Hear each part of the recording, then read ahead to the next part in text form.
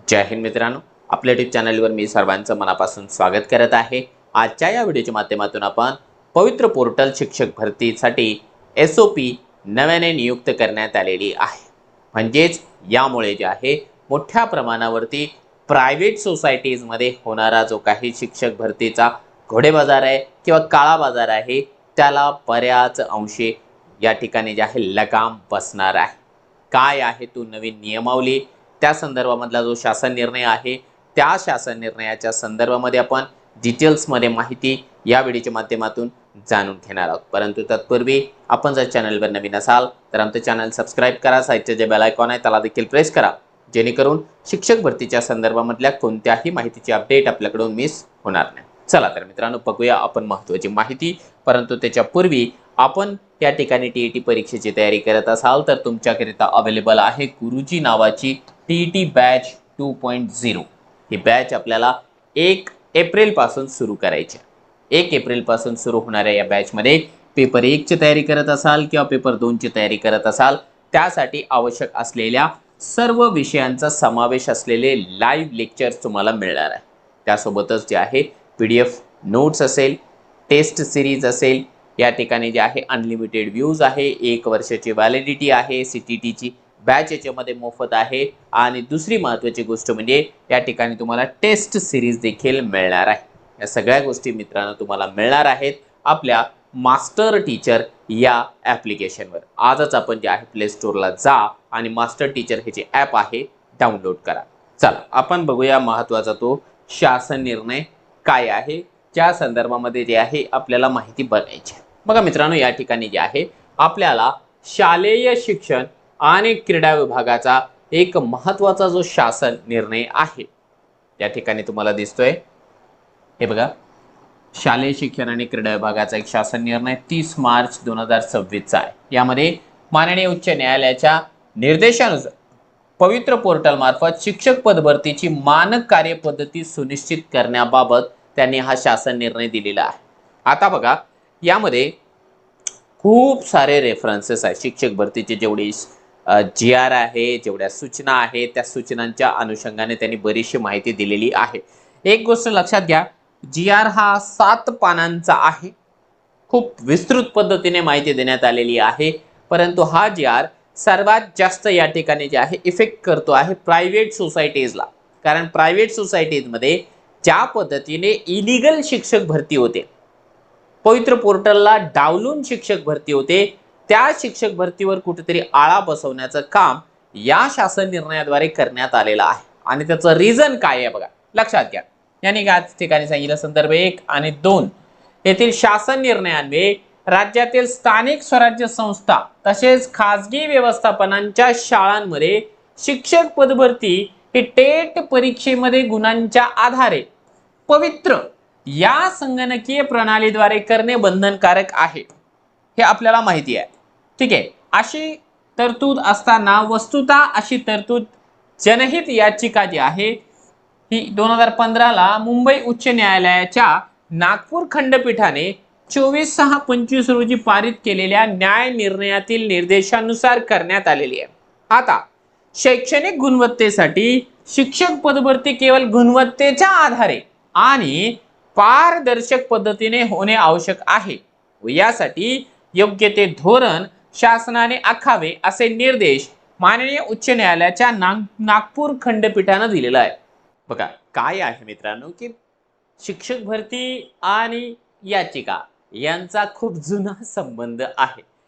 कोणत्याही प्रकारची शिक्षक भरती असेल तर त्याच्यामध्ये आहे थोड्याफार प्रमाणावरती या ठिकाणी याचिका आपल्याला पडलेल्या पाहायला मिळतातच आहे। त्याच्यामुळे हा जो शासन निर्णय आहे तो स्पष्टपणाने या ठिकाणी सांगतो आहे की या ठिकाणी निर्देश दिलेले आहे उच्च न्यायालयाच्या नागपूर खंडपीठाने।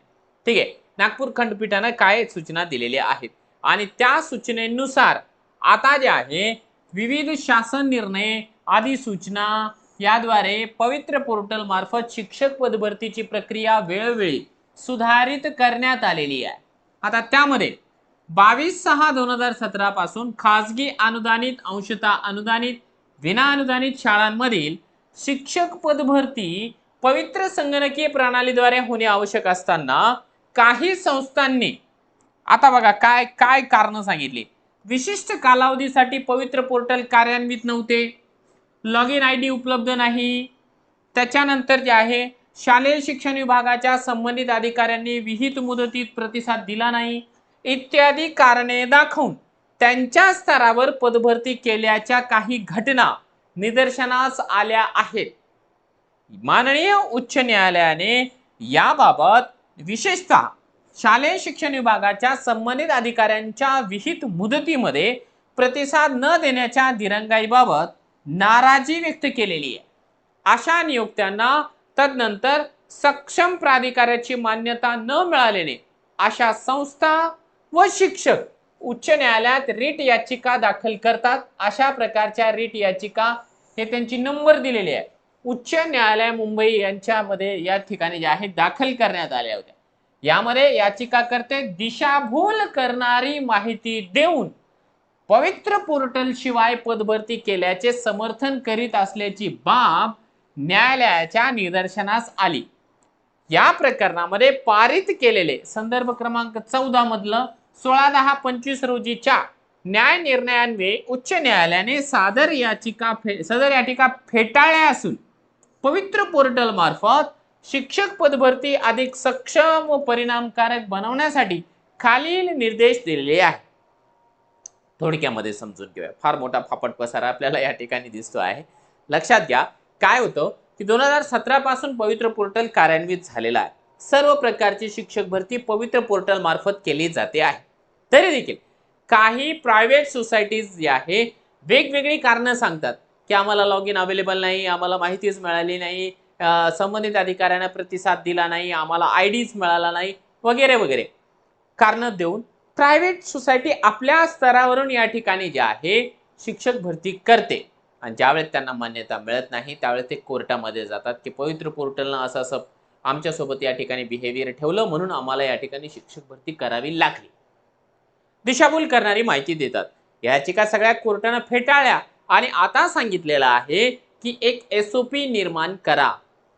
ठीक आहे, स्टँडर्ड ऑपरेटिंग प्रोसेस निर्माण करा, ज्या प्रोसेसनुसार प्रायव्हेट सोसायटीला पवित्र शिवाय भरती करता येणार नाही. काही गोष्टी आपल्याला या ठिकाणी प्रकर्षाने कोर्टानं सांगितलं आणि त्यामुळे शासन निर्णय आलेला आहे.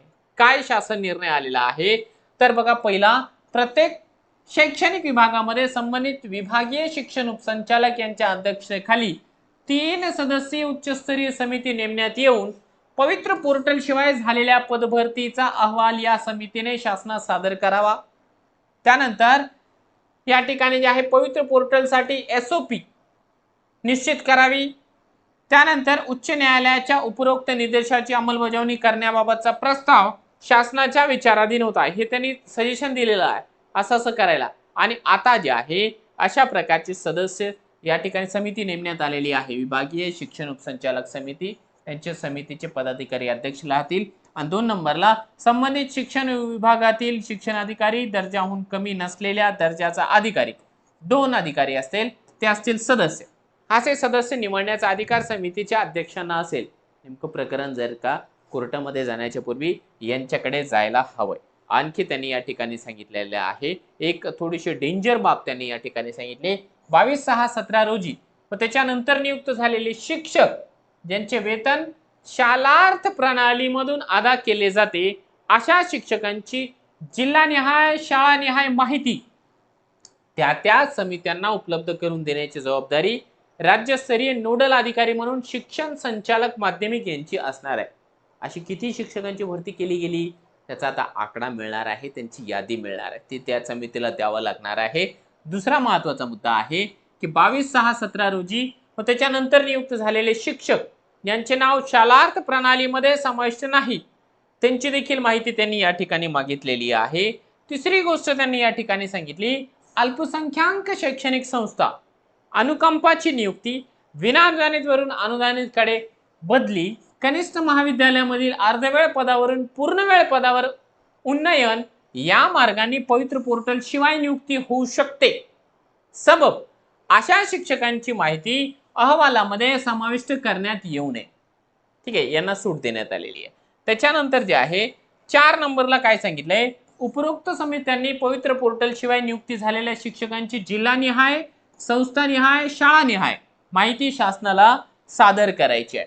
आणि पाचवा आहे समित्यांचे गठन ते शासनास अहवाल सादर करणे. या संपूर्ण प्रक्रियासाठी 15 मे 2026 पर्यंतचा कालावधी निश्चित करण्यात येत आहे. या दिनांकास अथवा तत्पूर्वी असा अहवाल शासनास सादर करण्याची जबाबदारी संबंधित समितीची असणार आहे. म्हणजे एक त्यांनी जे आहे टाइमलाईन करून दिलेला आहे. या तारखेपर्यंत सगळा डेटा शासनापर्यंत येईल. मग शासन त्याच्यावरती निर्णय घेईल की यांच्या सोबत आता नेमकं कोणत्या प्रकारचं या ठिकाणी कारवाई करायची आहे किंवा नेमकं यांचं काय करायचं आहे. एक चांगली गोष्ट आहे. पवित्र शिवाय होणारी जी काही शिक्षक भरती आहे त्या शिक्षक भरतीला संपूर्णतः आळा या शासन निर्णयानुसार बसणार आहे. आणखी त्यांनी काही महत्त्वाच्या गोष्टी सांगितल्या. तसं शासन निर्णय फार मोठा आहे.